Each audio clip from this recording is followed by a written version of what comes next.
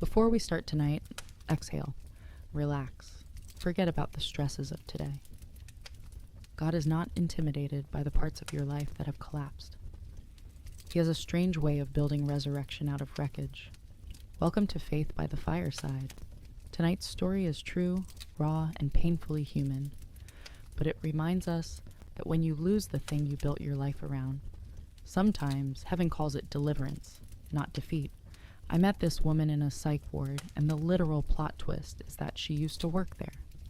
Not in that specific building, but one just like it. She was a nurse. The ultimate I can fix him overachiever who spent her entire life holding everyone else together until one day she just stopped holding. The hospital was very creepy and hushed in a way that felt deeply cursed. It was almost suffocating. Sometimes it was eerily quiet if everyone was just waiting for the moment something broke. When I saw her, she was sitting upright and composed at the end of the common room, staring at nothing, but staring at it with purpose. Eventually, mustered enough courage to lean over and ask, "So how does the designated strong friend end up in a place like this?" We had many conversations leading up to this moment, some coherent and others bordering deep wisdom and insanity. She didn't even flinch. She just looked down at her hands the way someone looks at a crime scene and said, "I spent 10 years making sure everyone else's oxygen mask was secure, and I forgot I wasn't actually breathing." Over the next few days, she opened up even more, and I saw my perfect opportunity. So I finally asked her what the actual lore was. Why was she really here? She told me about the day she came home early. As cliché and movie-like as it sounds, I had the groceries in my arms, she said. I was thinking about the salmon I'd bought and how he liked it with lemon. I remember thinking, he's going to be so happy when he sees I'm making this for dinner. Her voice cracked. I walked in, and the house was quiet, oddly quiet, so I thought maybe he was fast asleep. She mentioned it was on her way to their room. She heard it. A laugh. A somewhat forced, high-pitched tone. Flirty, not hers. She followed the sound to the bedroom. The door was cracked open. "I saw him," she whispered, eyes flickering. "My husband with another man, and they didn't even hear me come in." "What did you do?" I asked, leaning in as if moving closer could change the ending. She didn't answer at first. She just let out a breath that sounded like something dying. I didn't just stand there. I shattered. I threw the grocery bags at the wall. Jars exploded. Red streaks were everywhere, like blood on a crime scene. He didn't even flinch. I started grabbing things, wedding photos, lamps, some stupid, overpriced candles we bought in Charleston. I hurled them one by one, the room filled with the sound of breaking glass, breaking china, breaking expectations. I was screaming so hard my throat felt like it was bleeding, she said. I shouted, "Are you serious?" "Who is he? How long? Say something." Curious, I asked, "And what did he say?" She let out a hollow, humorless laugh. That was the part that broke me. He didn't stand up, neither did he bother to explain. He didn't even apologize. He just sat there, on the edge of the bed, naked and bored and annoyed that I was interrupting. She mimicked his tone. Flat, inconvenienced. "You're early. Can you close the door? You're making a scene." I stared at her. "That's when it happened, huh?" "No," she said. That's when the screaming stopped. The breakdown came after. When she went silent, the static began. It's like mental static that doesn't sound loud but feels like a whole radio tower collapsed inside your skull. She tried to go back to work Monday. She walked into the ICU where she'd spent years saving people and suddenly could not remember her name.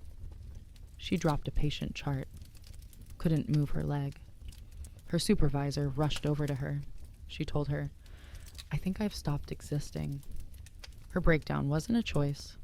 It was an eviction, like she was being kicked out of a body that no longer recognized its tenant. Then she told me the second plot twist, the one I wasn't ready for. He came to the hospital, she said, staring at her hands again. Not to check on me, to pick up his insurance paperwork. I blinked. Are you serious?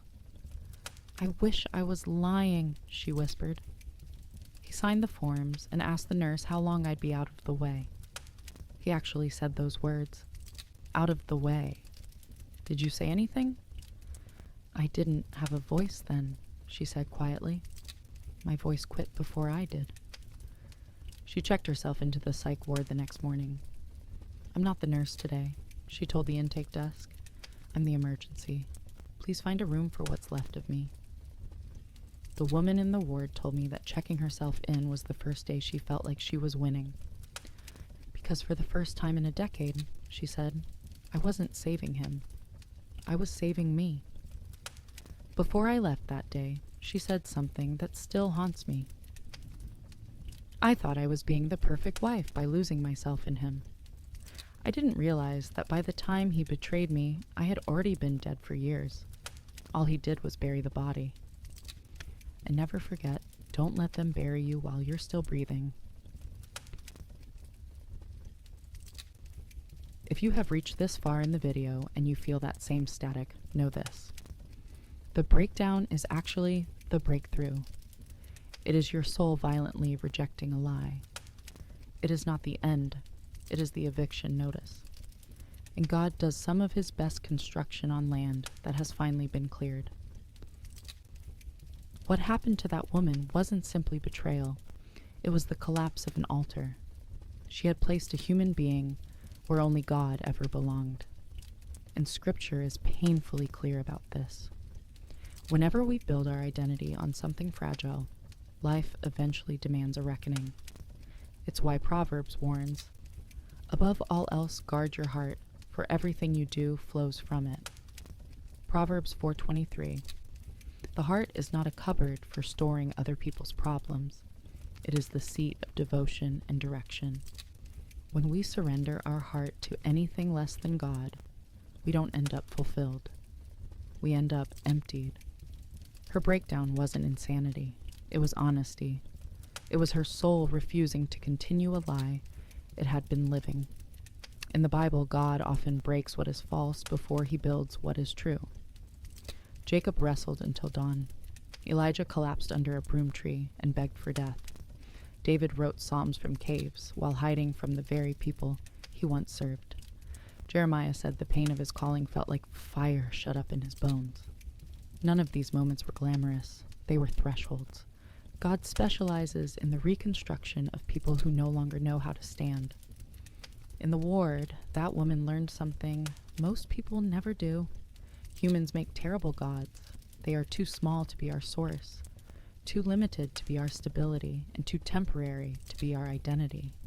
When she stopped fixing her husband, she finally began healing herself. And though she didn't know the language for it at the time, Scripture does. In Ezekiel 37, God brings a prophet into a valley of bones, dry, silent, and scattered. Son of man, he asks, can these bones live? The obvious answer should be no, but Ezekiel replies, Lord, you know. And slowly, through the breath of God, bone meets bone, sinew meets flesh, and hopeless things stand again. This is what God does with people who have lost themselves. He makes them stand again, but not as they were always meant to be. The woman in the ward thought she was losing, but heaven saw something different. A resurrection in progress, a dismantling of idols, a redirection of love, a reclamation of self. Value, biblically speaking, is not market-based. It is not earned, negotiated, or subject to the behavior of others. It originates in creation itself. Let us make mankind in our image. Genesis 1:26. You were not designed to rent your worth to another human being. So hear me. If you feel like you're in your own ward season, if you feel the static, the collapse, the disorientation, do not despise it. Sometimes God must clear the land because he intends to build something that won't crumble this time. The breakdown is not abandonment. It is preparation. Tonight, remember that even dry bones get up when God calls them by name. With that being said, the fire will be here again tomorrow night. And so will I. Rest well.